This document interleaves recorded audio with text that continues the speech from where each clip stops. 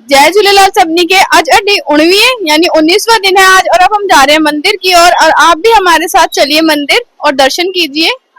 ये है भराड़ा साहब के आज के दर्शन, और आज 2 भराड़ा साहब है, आप उनके दर्शन कर सकते हैं।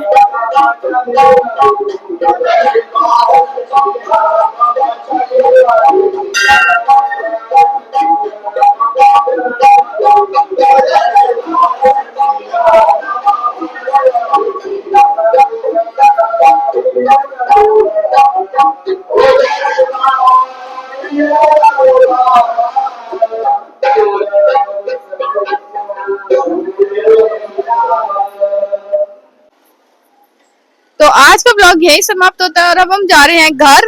तो जैसा कि आप जानते हैं, दाल छोला डबल जो सिंधी सॉन्ग है वो किस मूवी का है वो हमें कमेंट करके बताएं।